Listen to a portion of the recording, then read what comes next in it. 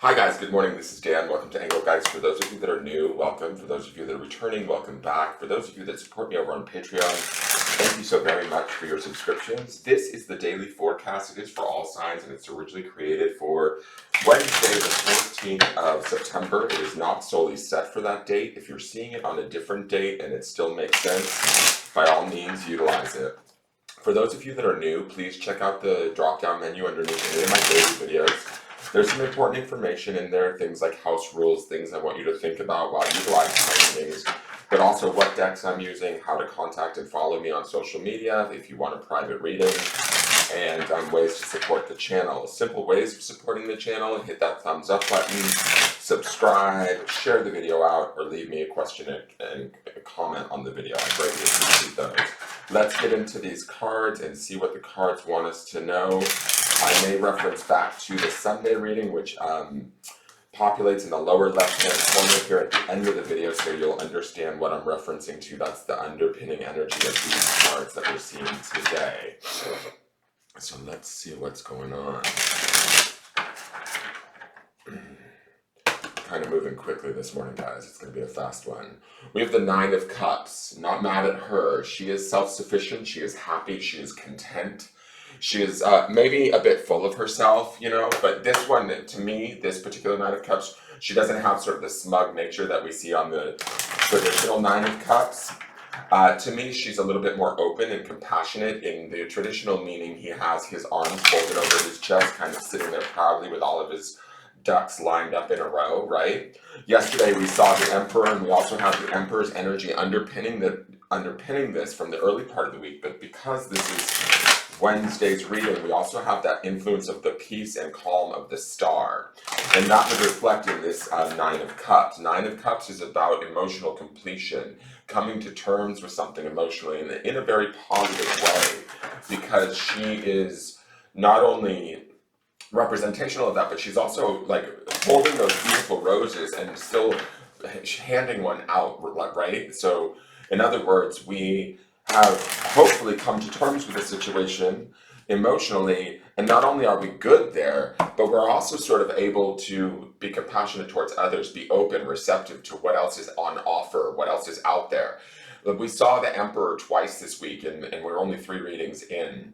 And the Emperor is all about expectation too, right? And there's expectation in this Nine of Cups because as she opens herself up and shares of herself, maybe even is slightly vulnerable, like not vulnerable, because the Nine of Cups is about completion, but we're like so okay with ourselves that we can show who we are, where we're at, how we feel, and not feel any like hindrance, shame, or worry about it. There's almost a gentle pride here. And that gentle pride or that gentle acceptance would definitely be found in the Star card that also is sort of influencing this Nine of Cups right now. So now let's go to the Shamanic Medicine cards. Oh, this is new. We have prayer, hope. Speaking of openness, do you see how she's turned towards the sun and wide open? Ready and willing, right? She's got her sage smoke coming off of one hand and her brush to sort of brush away evil. There's a mixture of both sun and rain, warm tones and cool, healing and green on the outer edge, fire and desire on the inner edge. So to me, this would be like sort of the Emperor's influence, right? This red, orange, yellow. And then out here in the greens and blues would be sort of that King of Swords that we see at the end of the week, the Star in the midweek, or even this Nine of Cups that we're experiencing right now today, right? Maybe our prayers are being answered. Our prayers may be internal or within ourselves emotionally, but we're finding those answers that is coming to us. And the word hope was our word of the week, guys. Remember, this is our grounding stone for this week. So grounding in the hope for maybe things to change in a positive way or in a way that suits us better is definitely a very real thing this week. Let me read prayer to you really quick. Give me 1 second.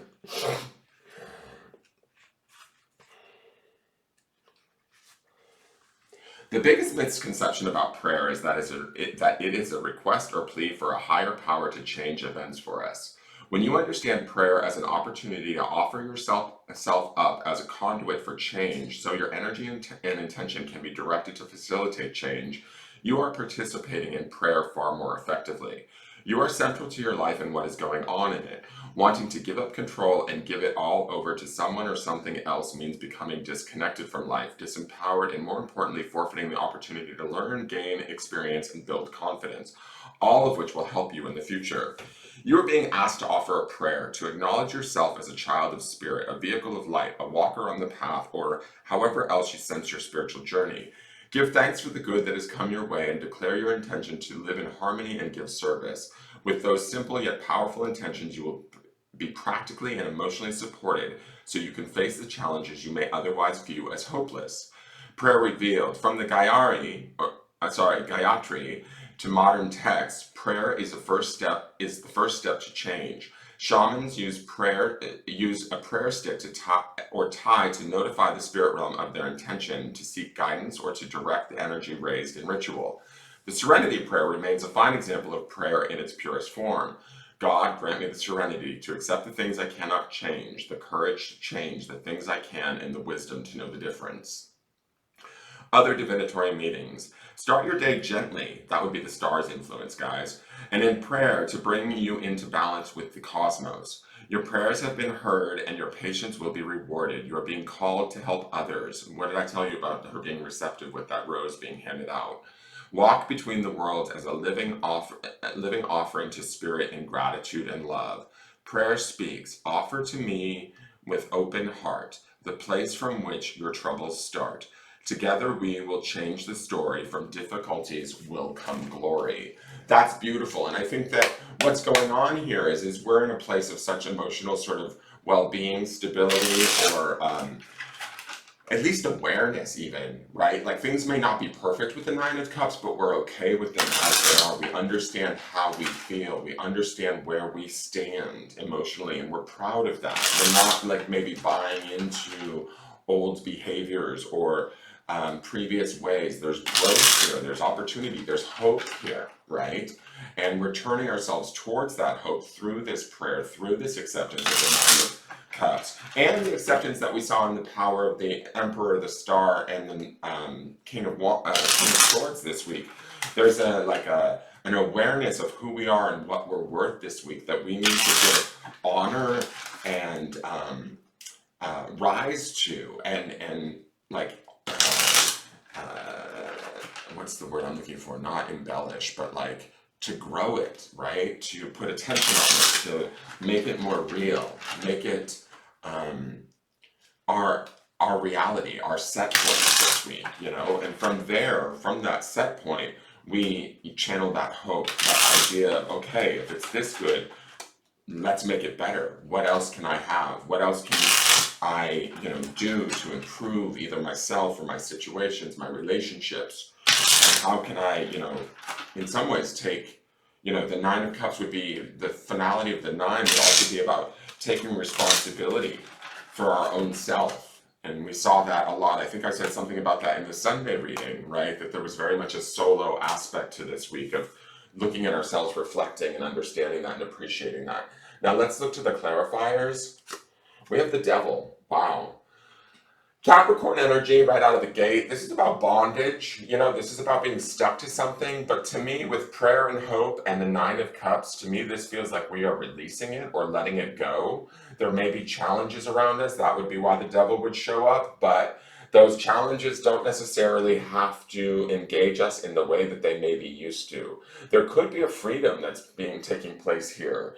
An opportunity to be set free from a situation, a person, or something that was toxic that doesn't work for us. We could be close to somebody that's caught in a toxic situation, and we may be able to sort of I don't want to say fix it for them, right? But there's an assistance with that Nine of Cups that we might be able to give to help them. But I'm just going to say this with a bit of a warning.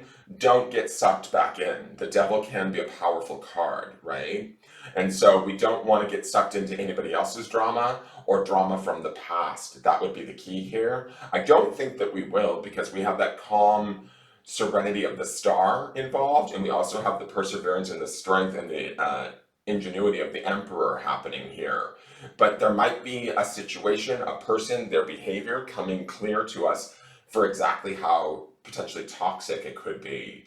And with this Nine of Cups, to me, it feels like we could be understanding of that and maybe accepting of that at an emotional level and be willing to sort of let it go. We did see the Eight of Cups yesterday, which was a sort of walk away card. So this might be some of learning more about what we are walking away from. We do have the Lovers. Wow. Okay. Gemini energy, the Lovers is about making a choice. Do we stay? Do we go? Assimilating ourselves to the things that we love. I'm going to say this right out of the gate, guys. There could be something that we love that may not be healthy. Just because that devil's sitting there. It's almost like the devil here, his wings, and the angel here. Remember, the devil was originally an angel. They're kind of in the same position. Which one do we choose, right? That could be the choice of the Lovers. Are we choosing to live under the negativity and the pessimism of the devil? Or are we choosing to live under the peace and the harmony of the Lovers? We get to choose how we reflect upon it. And it's funny too to me that like the angel's arms are open, the devil's arms are semi-open, and so is this woman's arms. What are we turning ourselves to? Where are we placing our attention? How are we utilizing our attention? How we choose to do that today is going to be important, especially with this, I don't want to call it conflict, but this sort of contrast between the devil or the Lovers. We get to choose where we focus. We get to choose how we focus or how we connect emotionally to whatever is going on around us. If it's extremely negative, it doesn't necessarily mean that we have to be extremely negative. Right? We can still watch someone fall or watch a situation change in a way that we may not like, but we don't have to be emotionally rocked by it. We can still be as maybe a source of support for them. We don't have to be their Mr. Fix-It, right? But we may help them or assist them in some way by kind of taking care of ourselves, maintaining our own peace through that star card, our own intelligence, our own wisdom, and then allow the situation to be as it is. And then the last card is the Five of Cups. So there could be some disappointment in watching this go on. There could be some sadness, but what we need to remember here, the fives are transitory and about change, right? And when I think about that and when I say that, the first thing that pops into my mind is the word on this card and the grounding stone for the week, which is hope. The Five of Cups, he's looking at three cups that have fallen. He doesn't see the river, he doesn't see the castle in the future, and he doesn't see that there's two cups that he still has behind him. And to me, the Two of Cups is more romantic than the Lovers. So there's this reference to being focused on what we've lost rather than what we have. And there's this reference to being melancholy, sad, and emotional, yes. I get the feeling, to be honest, that this could be someone else because this Nine of Cups to me feels like us. And although it may be hard to stand on the sidelines and watch somebody go through something, if we imbue them with love or hold that space of validation and love for them without necessarily fixing it for them, we can actually sort of aid them or watch them walk through this change. The love is not gone in the Five of Cups. It's behind them. They're not quite clearly seeing it. They may be caught up in something that's detrimental or obsessive or painful for them. And so for us, maybe the best thing that we can do for them is hold space, pray, and hope for them, right? Or for our situation. Maybe this isn't a specific person. Maybe this is a situation that's challenging. That devil's going to present a challenge that maybe feels somewhat out of control. But if we stay like sort of centered and in that calm of the star, and in also the strength of the Emperor and the wisdom, we saw the King of Swords twice this week too, the wisdom of the King of Swords, right? He's about logic over emotions. The Nine of Cups is about emotional settling in and accepting. So we should be in a good position to watch this unfold, even if it's unfolding in a way that normally we wouldn't be comfortable with, right? I get the distinct feeling this is happening to someone we care deeply about, is my feeling.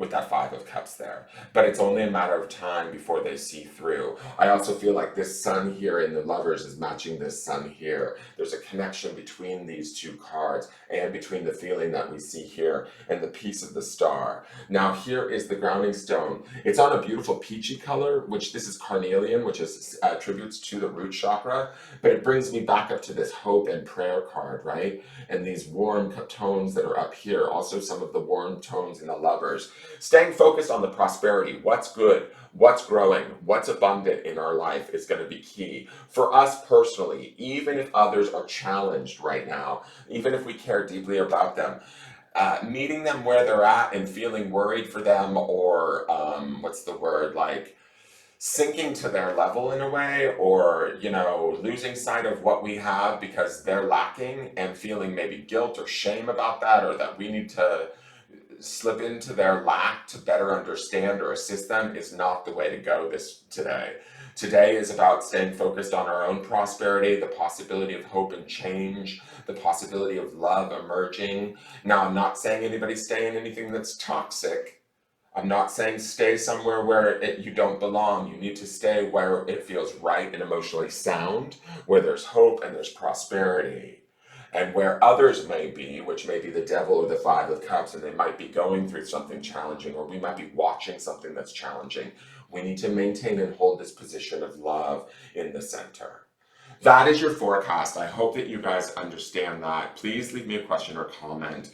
Subscribe to the channel and share the video out. I look forward to seeing you guys tomorrow. This is going to be a really, really interesting week. All right, take care and have a wonderful day. Bye-bye.